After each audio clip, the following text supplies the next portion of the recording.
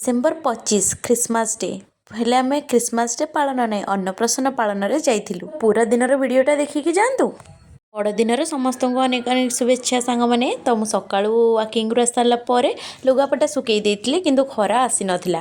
ବି ଆଉ ରାତିରୁ ମୁଁ ୱାସିଂ ଯେହେତୁ କରିଦେଇଥିଲି ତ ସକାଳୁ ଆଜି ଜଲ୍ଦି ଶୁଖିବାରେ ଲାଗି ପଡ଼ିଛି। ଯେହେତୁ ଶୋଇଥିଲା ଲେଟ୍ରେ ଉଠିଲା ସେଇଠି ନିଜେ ନିଜେ ତାର ମସୁରୀ ଆଣିକି ନିଜେ ଫୋଲ୍ଡ କରିକି ରଖିଦେଲା। ଆଜି ପ୍ରଥମ ଥର ସେମିତି କରିଥିଲା। ଆଉ ଏଇଠି ନୂଆ ଡ୍ରେସ୍ ପିନ୍ଧିକି ଏଇଠି ଛତୁଆ ପୁଅ ଖାଇଲା। ବାବା ସହିତ ବାହାରି ପଡ଼ିଲା କ୍ରିକେଟ୍ ଖେଳିବାକୁ ଯିବା ପାଇଁ। ଖରା ଆସିଲାନି ହେଲେ ଟିକେ ଟିକେ ରିମ୍ ରିମ୍ ବର୍ଷା ପଡ଼ିଲା ଯେହେତୁ ମୁଁ କପଡ଼ା ସବୁ ନେଇଯାଉଥିଲି। ସ୍ୱାମୀ ଏଇଠି ଚୁଡ଼ା କଦଳୀ ଆଉ ବୁନ୍ଦି ଚକଟିକି ଦେଇଥିଲି ତାଙ୍କୁ ଖାଇବା ପାଇଁ। ଆଉ ଏଇଠି ମୁଁ ଓଟ୍ସ ସହିତ ଫ୍ରୁଟ୍ସ ଖାଉଥିଲି।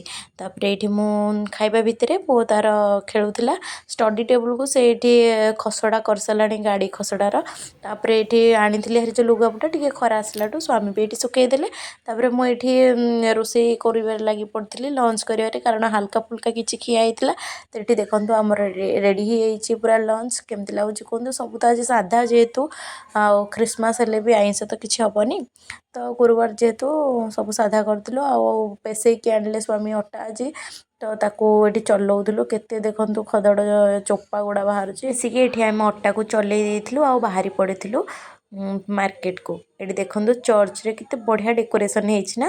ତ ଆମେ ଏଇଠିକି ଆସିଥାନ୍ତୁ ଭାବିଥିଲୁ, ହେଲେ ଯେହେତୁ ଆମକୁ ଇନଭାଇଟ୍ କରିଥିଲେ ଯିବା ପାଇଁ ଅନ୍ନପ୍ରସନ୍ନକୁ, ସେଥିପାଇଁ ଆମେ ଆଉ ଖ୍ରୀଷ୍ଟମାସ ପାଳନରେ ଗଲୁନି। ତ ଆମେ ଯାଇଥିଲୁ ଏଇଠି ଦେଖନ୍ତୁ ଆମେ ମାର୍କେଟକୁ ଗଲା ପରେ ଆମେ ଡ୍ରେସ୍ ଚୁଜ୍ କଲୁ ଆଉ ଡ୍ରେସ୍ ଧରିକି ଝିଅ ପାଇଁ ଆସିଲୁ। ଏଇଠି ଦେଖନ୍ତୁ ଆମେ ଟିକେ ସେଲ୍ଫି ନେଉଥିଲୁ, ଫଟୋ ଟିକେ ଉଠେଇଲୁ। ତାପରେ ଏଇଠି ଝିଅକୁ ସଜାସଜି ଚାଲିଥିଲା। ତା ମମି ବି କେତେ କ୍ୟୁଟ୍ ଲାଗୁଛନ୍ତି। ଝିଅ ତ ବହୁତ ବଢ଼ିଆ କ୍ୟୁଟ୍ ଲାଗେ।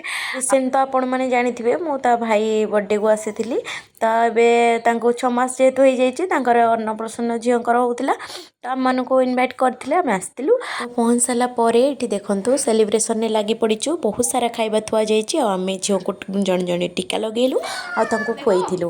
ଆଉ ତାପରେ ଆମେ ସ୍ନାକ୍ସ କିଛି କରିଥିଲୁ ଆଉ ବହୁତ ସାରା ଫଟୋ ଉଠେଇଥିଲୁ। ତାପରେ ଆମେ ପୁରୀ ହାଲୁଆ ଆଉ ମଟର ପନିର ଖାଇଥିଲୁ, ଯାହାକି ମୁଁ ଭିଡ଼ିଓ କରିବାକୁ ଭୁଲି ଯାଇଛି। ତାପରେ ଆମେ ବିଦାୟ ନେଇଥିଲୁ। ଏଇଠି ଦେଖନ୍ତୁ ଆସିଲା ବେଳକୁ ଝିଅଙ୍କୁ ଟିକେ ହସେଇ ଦେଲି, ବହୁତ ଜୋରସେ ହସୁଥିଲେ। ଆଉ ଭିଡ଼ିଓଟି ଭଲ ଲାଗିଥିଲେ ଲାଇକ୍ କମେଣ୍ଟ ସବସ୍କ୍ରାଇବ୍ କରିଦେବେ। ରହିଲି, ନମସ୍କାର।